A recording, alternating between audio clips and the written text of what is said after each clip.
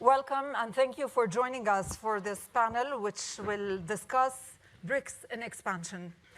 My name is Nadine Hani. I present the business news on Al Arabiya News Network, broadcasting out of Dubai and Riyadh. And it is my pleasure to be here with you today, once again in Davos, to moderate this panel. This panel is being televised and broadcasted on Al Arabiya Business as we speak. As we all know, the acronym BRIC was first coined by the famous Goldman Sachs economist Jim O'Neill in 2001, predicting that the economic weight of these countries could eclipse the world's biggest economies in the decade that followed. In 2010, South Africa joined the group and it became BRICS. No additions were made after that until last year, when 6 countries were invited to join: Saudi Arabia, Ethiopia, Iran, Egypt, the UAE, and Argentina, which recently announced formally that it will not join the group. BRICS was never a formal organization or alliance with a legally binding contract, but rather a group of countries that, with its possible expansion now, will contain 46% of the world's population and 25% of global exports. Its GDP will then exceed that of the G7. The bloc calls for a united stand of emerging and developing countries, yet there is a large divergence between its member countries. So can it forge consensus among its diverse members, and to what extent can it contribute to the reshaping of the global geopolitical and economic landscape? These are some of the questions that we will try to answer over the next 45 minutes. Before we start our conversation, I would like to note that we have some speakers who will not speak in English, so please, there is simultaneous translation. You can use your translation kits on the seats if you'd like to listen in your own language or in English. Also, if you would like to share with us, also for our online audiences, if you would like to share about us on social media, please use the hashtag WEF24. And for the audience in the room, welcome. And I will give you the chance to address your questions to our speakers a little bit later on. So please start preparing your questions. So please join me in welcoming our esteemed speakers. We have here next to me His Excellency Mr. Abdullah bin Tawq al-Marri, Minister of Economy of the United Arab Emirates. Next to him is Her Excellency Madam Smriti Irani, Minister of Women and Child Development of India. We have with us also His Excellency Mr. Enoch Godongwana, Minister of Finance of South Africa, and Mr. Jifan Gao, Chairman and CEO of Trina Solar from the People's Republic of China. Thank you so much, speakers, for taking the time to be here with us today. Your Excellency, Mr. Al-Marri, let me start with you. The UAE has joined BRICS. What were the reasons for joining BRICS, and what economic or other value could that bring to the UAE? First of all, Andy, thank you so much. I'm very happy to be here on stage with you all, really talking about the BRICS, talking about engagement. It's great to be here in Davos, beginning of the year 2024, really setting aside the policies and agendas for the coming year. I think joining the BRICS, first of all, the invitation, we are very committed to really join. It's a commitment not just on the level of the UAE, but the world. His Highness Sheikh Mohammed bin Zayed Al Nahyan, the president of the UAE, has said by joining the BRICS on the X platform, he said, we're not just committed to the BRICS, we're committed to humanity and the people of the world. So joining it is as well on the last levels of work that we'll be doing on the leadership level. We'll be in the guest country for G20 in India, in the guest country in the G20 in Indonesia. We're a guest country in G20 as well in Brazil. And we are continuing as well our work on the levels of international policies to really bring together the world in engagement. We are living a fragmented world. Last year, we spoke about entering a fragmented world. Today, we are in a fragmented world. Now, we need to go to these engagements and aspects where we really need to discuss, creating as well discussions. And the South-South is the most important aspect for us. We are the UAE in the middle of the world. A lot of businesses, a lot of trade, and a lot of ways that comes through the UAE and as well down to the south. And I think looking at the BRICS and being part of it will bring a lot of value from not the geopolitical level, but from a geoeconomic level. And I think that's something where the UAE can play a role and a pivotal role in the engagement on the global level when it comes to BRICS.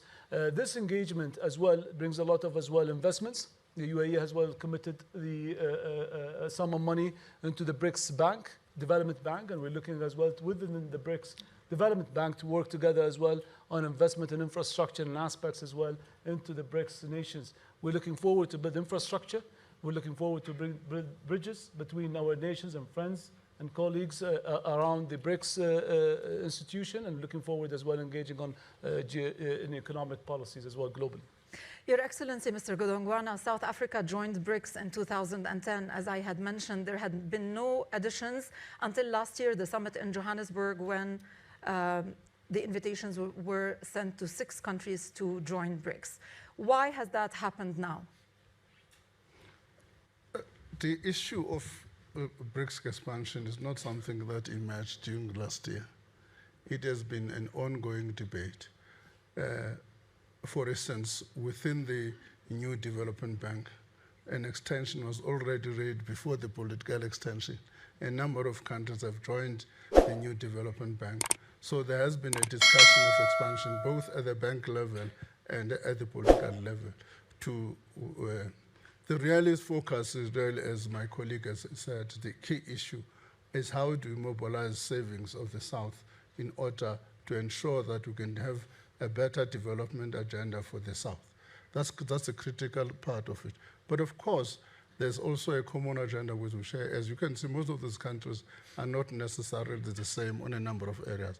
But there's a common minimum program where we would agree upon a common developmental agenda, a common view that there needs to be a reform of the international, of the multinational institutions. You say that this has been in the works for quite some time, but when we look at the original members of BRICS, the 5 countries, who were the proponents or were wanting to expand that alliance? I think I can't put that there's a proponent. There's general agreement. What would have delayed it is the discussion about the criteria, what criteria we're going to use in the selection process. So that has taken a bit of some time. Of course, we may not have been on the same page ideological on a number. How we will look at each country with the same ideological lens. Those things have had an impact. And you say that there were some metrics taken into consideration for who to join. What were those metrics? Look, at the moment, that was done by my colleagues at the political level. My side is always the easiest track, which is the finance track. When we're looking at the NDB, we're looking at really at the strength of each country, its governance, financial governance, and so on. That's largely from our side, where that is likely to impact on the rating of the banks. So we kind of technical on our side. It's mostly our colleagues from Foreign Affairs grapple with those questions. Your Excellency, Madam Irani, how does India perceive the expansion of BRICS? I think in the shadow of what the minister just said, one has to say that this was the elegance that is expected of BRICS, that there is no race to claim stake at who succeeded in expanding BRICS. Speaks volumes about the fact that BRICS is a platform of consensus, takes into consideration not only the financial prowess of the region, but also the aspirations of people who want to leverage it for the global good.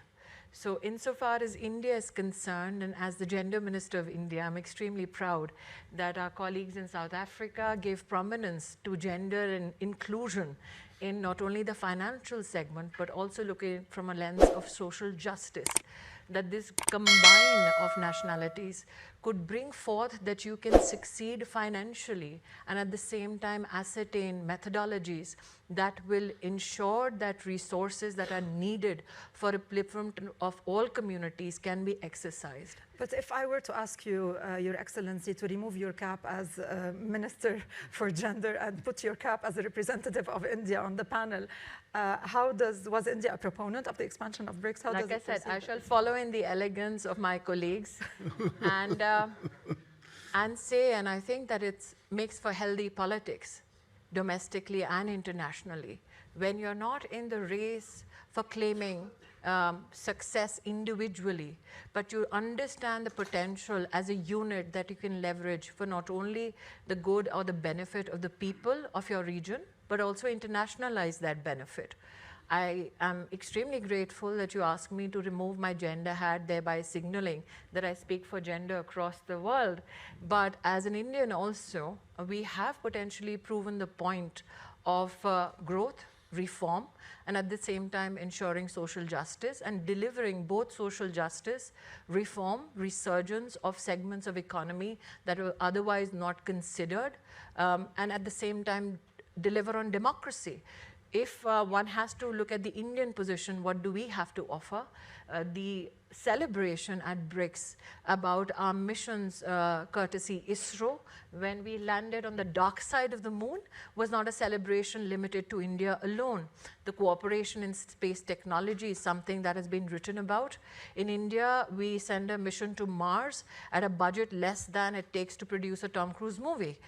The fact that we have 265 million Indian children in K-12, 41 million Indian youngsters in higher education, the fact that we have internationalized our learning potentials, we have 12 billion plus QR codes only on learning, the fact that we have the largest contingent of IT professionals deployed internationally, and in this year alone in India, 2024, the need for data science and IT professionals in only India is 1 million. The fact that we are the largest producers in the world for rice, wheat, milk, pulses, fruits, BRIC is the place to be, I think, in an expanded version, when you want to ensure that we become one of the bridges between the global north and the global south.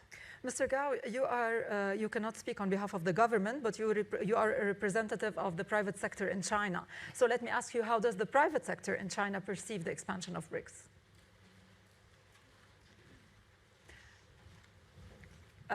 Shall I repeat the question, or did the translation get it? Okay.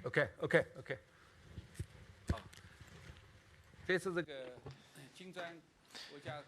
Well, the expansion of BRICS has led to its covering 3.5 billion people and 29% of world GDP. And globalization is a topic for everyone. And when we talk about climate change and the energy transition, they are equally global. In 2023, solar new capacity added in all the BRICS countries was 55% of the world. China was the leader. We had 40% of the world's installed capacity last year. And India is also a leader. It's in the top 3 countries in terms of installed capacity for solar. In Latin America, Brazil accounts for 65%, and South Africa accounts for 70% of installed capacity in Africa.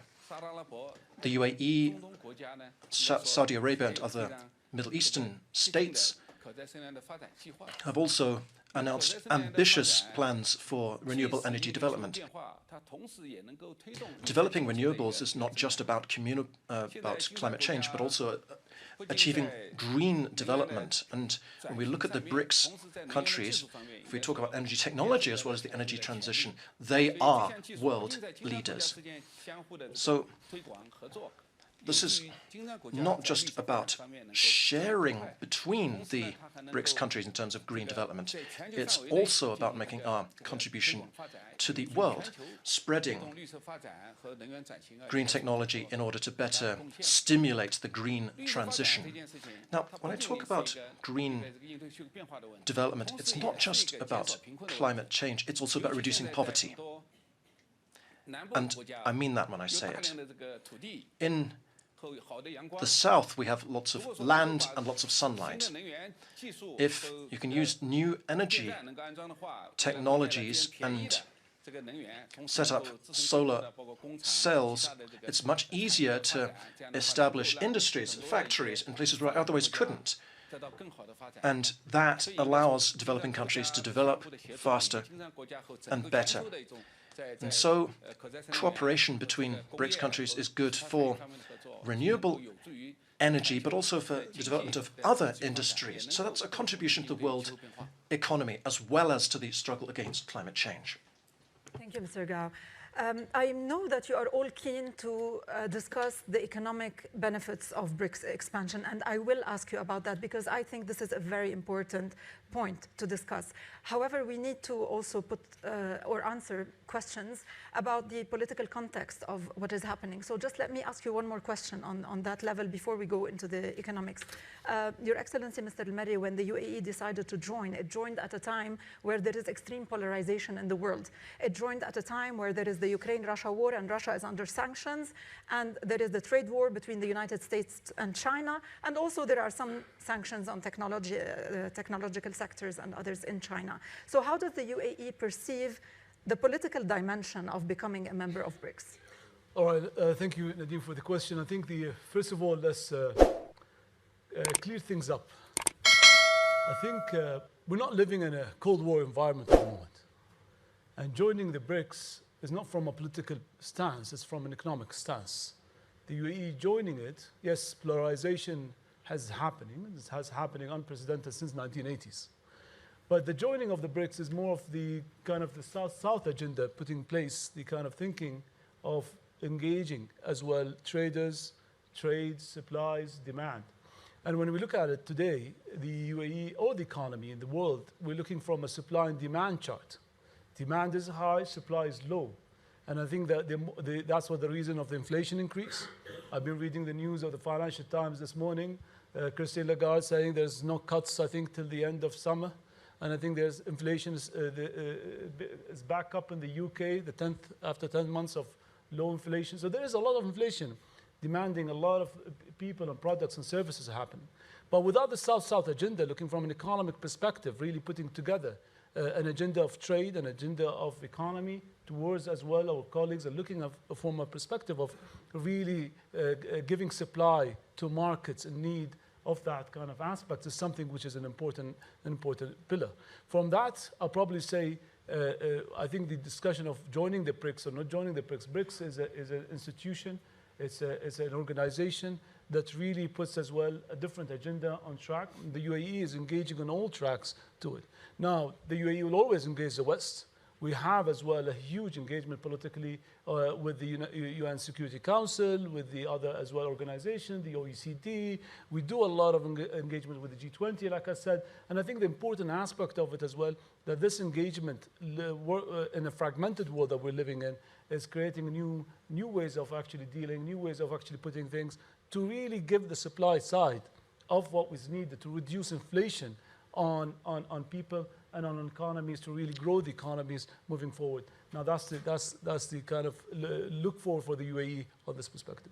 Madam Irani, you come from a country that has very good relationship with the West, and you are one of the original members of BRICS. How does India balance between the two differing agendas of the other members of BRICS? If the agenda is growth, if the agenda is inclusion, if the agenda is servicing global aspirations, then India is well positioned to be a bridge, no matter what the conversation or what the geography. But today the agenda is to a certain extent also political.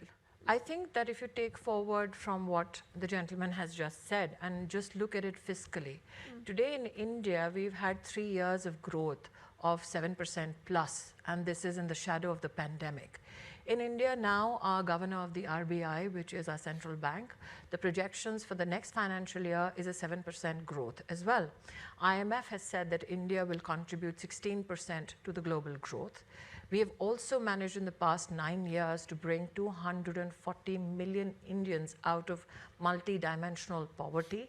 Our inflation rates today are in fact lower than that they were a decade ago.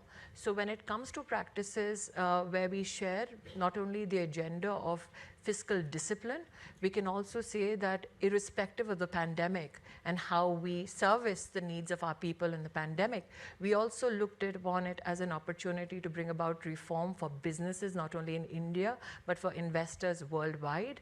Today, our stock exchange has overtaken some very established old giants, but at the same time, we have used this time to take away 63,000 compliances that were hindering businesses in India and our foreign partners, and we have done away with over 1,000 obsolete laws. So India has made a case not only for fiscal prudency, fiscal growth, but also made a case for reform And at the same time, we have used our digital infrastructure today on the promenade. The buzzword is technology. As the chair for the Global Alliance on AI, we are now promoting responsible behavior with regards to AI, insisting on convergence or a consensus on watermarking AI products so that nations at large have a very balanced approach towards emerging technologies.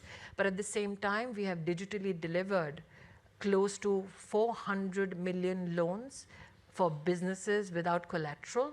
We service 800 million people in our country with free food for the past 2 years, and we've delivered 200 billion vaccine doses digitally. So there are many such examples of inclusion, of digital prowess, of fiscal prudency and reform that India brings to the table, irrespective of which region we are conversing with. So instead of looking at an expanded BRICS in collision with the West, I think we can use these opportunities and learn from each other, because irrespective of how fractured or fragmented the world seems today, I proudly say as an Indian that we can help become the democratic glue that brings everybody together. Your Excellency, Mr. Godongwana, one of the long-standing calls of BRICS was a reform of the international decision-making bodies to reflect more the weight of the developing countries. To what extent has BRICS been successful in that area? What progress has been made? Let me take an example of the IMF. Africa had 3 chairs, which means we had 2 representatives on the board. As we speak, in October, we'll be finalizing the 3rd chair for Africa. South Africa and Sub-Saharan Africa will be represented by having 3 members of the board. That in itself is not a product of generosity. It's a product of fight by people of the South and Africans themselves, supported by our colleagues in the developing world. So that, for me, is a practical example of some of the struggles of the reform. The difficult ones, like reforming the Security Council and those other ones, those are going to take a while. But within the World Bank, much discussion and debate about the World Bank's focus moving forward. You can see the World Bank is no longer the World Bank of the 80s, whose focus has been structural adjustment only. The World Bank has shifted completely. We have agreed now on a new roadmap. So those discussions are also a process of this battle for the reform of these institutions. What about the alternative, the new development bank that has been set up by BRICS? The new development which has been set up by BRICS is placed on a different vision and a different approach on dealing with the developing world. And for that reason, is an attempt also to set a template as part of with the battle we're doing in the bigger ones, is part of setting a template that things could be done differently. Let me just ask you one more thing about BRICS' future. Do you think that it might turn into a more institutional bloc rather than just a group of countries coming together? I would imagine over time, one of the key things we need to do is to say, having agreed now, being this bigger bloc than we're in the past, occupying a better space in the global economic setting, what should be our role? Should we be a loose organization as we are, or should we become more of a coherent group, develop a common message, work together? And I think that, to me, is the logic of what is likely to come out of this discussion. Mr. Gao, you are a global company that has businesses all over the world, and definitely the business environment has become more challenging with the sanctions that we've been talking about, with the fragmentation that we see all around the world, the different blocks, now the expansion of BRICS. How do you navigate those challenges?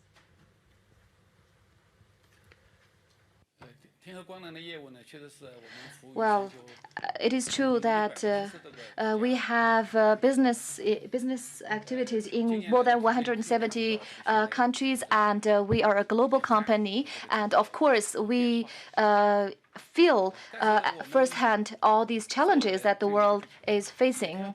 But of course, we share this planet, and our mission is to serve the planet, and we want to bring well-being to the population of the world. To achieve this vision, to achieve this objective, we focus on the following. First, innovation. Through technological innovation, we have reduced the costs of the production, and now it's the 1/10 of a few years ago. Not only developed countries, but also developing countries can use solar panels and PV technologies to boost their economic development. Secondly, we focus on cooperation. Over the last 3 years, our company's business sales increased 3 times.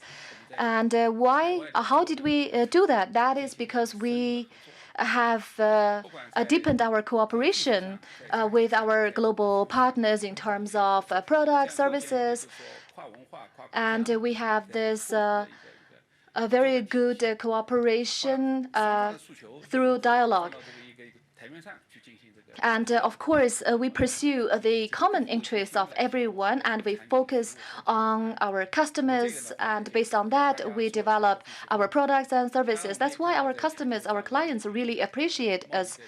And of course, today we face some obstacles and barriers in trade, but we do hope that in terms of technological development and in other aspects, we hope there will be a free flow of trade so that the renewable energy can have great development in the future. Your Excellency, Mr. Al-Mari, I promised to talk about the economy, so let's talk about it. What kind of opportunities and economic impact do you think does an expanded BRICS provide, and opportunities for South-South cooperation? I think going back to the supply and demand charts, so that's what I always see now every week, where we are, the way in inflation, and how do we really, that's the kind of nightmare for any Minister of Economy globally. I think the economic aspects of it is more trade flows, more connecting trade ports, more connecting policies on the level of creating products towards the markets of need, especially in the developing nations. And I think that's something which will bring to the table of the BRICS in discussions on economic and trade policies. That's something which we are looking for, and I think more trade and more aspects to really lower down the aspects of challenge we're facing, the interest rates, and really looking at an environment in the world that differs. Now, the world is going to live in the next decade is going to be a high interest rate and high inflation, that's for sure. But what the BRICS is going to bring in as well is a counter to that, where we can supply more to the demand and increase that more products can be created in the BRICS nation and actually deliver on it on the time and need. Now, the levels of way we look at it as well is different. In the past, the factory might get a call, says how much I need such quantity by such certain date. Today is I need certain quantity by certain date, with carbon neutrality as part of it. So the carbon transition as well, and the climate change transition is something that the BRICS as well is something we're looking for to really engage. Hosting the COP28 back in November, bringing the global nations together to really have a declaration on the world to really focus on neutrality of carbon neutrality and emissions, to reduce it, and the BRICS can really focus on as well on that, lowering the carbon aspects and really bring trade to it. Let's take a few questions from the audience. If you have a question, please can you give me a sign and we will pass on a microphone. So we have questions here. Can we pass on microphones, please? Thank you. Please always tell us your name and the question. Who is it addressed to? Hi, my name is Sanjeev Gupta. I'm a board member at Africa Finance Corporation, which is an African multilateral. The question actually, funnily enough, is towards you, Hani, rather than the speakers. Me? And that is because I come from a world where I believe that rather than unipolarity or bipolarity, multipolarity is what we are looking for. So why are you so concerned about the political ideology of BRICS? Because I am a news person and these are the headlines every day. No, the reason I was asking is because in my own mind, sorry, Minister, I was... Well, I saying mean, is, can you deny that the expansion of BRICS happens at a time where the members of the BRICS internally have different opinions towards the Honey, West, towards the... I think Yeah, but- this is a symbol of Indian men asking tough questions. No, well, that was very gender insensitive, Madam Minister. I'm but- trying to save a female colleague on the panel. No, but the point But I'm I will making, ma'am, if I may make the excuse me, point. I will elegantly transfer the question. to one of No, our but if I may speakers. make the happy to point, answer and that. at the I cost of think sounding I'll- controversial, but the question needs to be asked, that we don't ask the IMF and World Bank what the political ideology is. We say it's an economic ideology that is driving it. So should we look at this new institution. Because from the world I come from, which is Africa, where we're always looking for investors to come in, I welcome BRICS because it gives us choices. And that's what I want the world to appreciate. Thank you. Sorry, Excellent. Mr. Minister, it's bad manners to interrupt you, I know. Not at all. If you allow me, he has a very great hat, and every time I see him in Davos, he brings a new hat. And Sanjeev, and I think that's something which I would like to add, if you allow me, on the aspect of I said the platform we're sitting here, and BRICS is not a political kind of stance. And neither we are in a Cold War environment to join and not to join. This is something we need to clear it out on this stage here and right now. And this is the aspect. It is opportunities, it is trade, it is economic drivers. It is those that what actually allows us to really look at the BRICS with the global South-South agenda of trade and economy. And probably that's something I wanted to say, and I said it. And I think it's important that Sanjeev brought it back in again. And this is the message we want to send to the world, that the BRICS is not a political agenda. It is an economic agenda, and it is not a Cold War environment we're living in. It is joining for the trade goods and trade services. We have a question here. Please, can we pass on again the microphone? If you have a question, please give me a sign so that I can give you the opportunity. Okay. Thank you. My name is L.A.Locos from Nigeria, and my question is to my brother, the South African Minister of Finance. Well, we understand what BRICS is trying to do, but we also have the African Continental Free Trade Agreement in force now. And basically, many people have talked about some skepticism about it. And when you also look at the EU with Brexit, now will South Africa champion the AfCFTA in BRICS? Thank you. Thank you. I think part of the difficulty, my brother should understand, our economies have always, particularly South Africa, has been heavily dependent on the West. So a delinking for us is quite critical. In other words, changing the trading patterns. Part of that is by the way, it's an important development for our economy this year, precisely because two of these developments are taking place this year. One is the BRICS expansion. Secondly, is African Free Trade Continental Trade Agreement. These are taking place, all of them this month. For us, we see that as an important development for South Africa. In fact, on the 31st of this month, the President is launching, from a South African perspective, that free trade agreement in South Africa. So it's an important point, it's an important milestone. Our trade patterns have changed greatly with Africa. Africa now has become our second trading partner as South Africa. That shift in trade is so important for us because it reduces that dependence. I'm sorry that there were still questions, but our time is up very quickly. Okay, very, very quick question and quick answer, please. Yes, my name is Sonja Alvarez from German magazine Wirtschaftswoche. I would like to know, where do you see Russia's role within BRICS? And I would like to know, do you see China dominating BRICS? Who is the question addressed to? Well, anyone who is willing to answer. We need a volunteer. No. There's no one dominating each other in BRICS. The institution is built on the basis that there's mutual respect, there's consensus in decision making, and therefore there can be no dominance. It's unlike the Bretton Woods institution. They were carved up in 1944. The World Bank belongs to the Americans. The IMF belongs to Europe. That is not questionable. And therefore, they've got to be dominant in those institutions. In the BRICS, it's consensus. I'm sorry that we don't have... Apologies that we don't have any more time for questions from the audience, but I want to wrap it up on a positive note. So please give us, in a nutshell, very briefly, each of you, what do you expect on a positive note on economic cooperation from this expansion? Your Excellency. Like I said, I think the expansion is like putting a global South-South trade agenda, economic agenda. That's something which is the aspect that should be the domination. Yes, there's a lot of challenges within the BRICS members. There's a lot of challenges internally as well, whether it's the inflation, which is whatever the interest rates going up and high, with developing as well, more infrastructure. There's a lot of challenges that goes in, and I think we come in with an open mind to it. And I think the positive note is that we're creating a global South-South agenda, which has a lot of economy to it and trade, and that's something we're bringing to the table. Very briefly, Your Excellency. I think be it the South-South or the Global South, we as an expanded BRICS need to recognize that there will be conversations that will center around our intention, given the capacities financially we bring to the table. We need to be ready for the dialogue because we have lived in a world where certain institutions have not reflected our aspirations or our civilizational or cultural heritage to understand our people, our potential better. To take forward the minister's, I think, position on financial issues till now.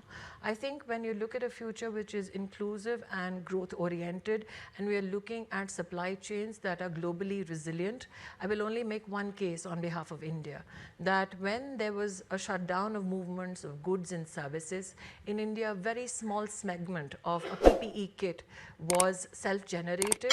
We had no machines, no raw material, but in March when the pandemic hit us, from 0 companies in May, we went up to 1,100 companies. By June, we were the second largest exporters in the world.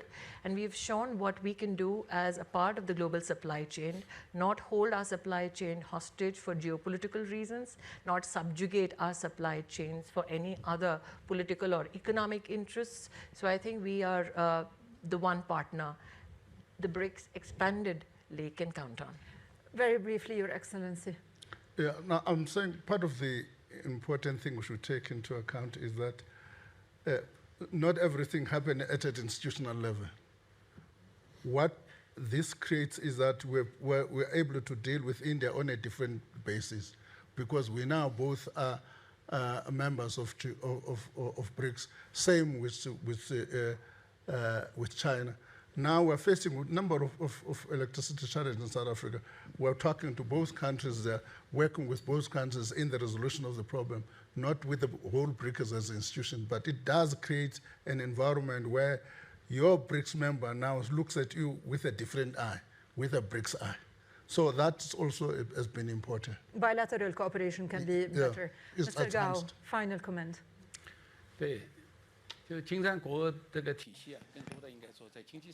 The BRICS system should be seen as one paving the way for better economic cooperation, South-South cooperation, and it's a big spur to South-South trade and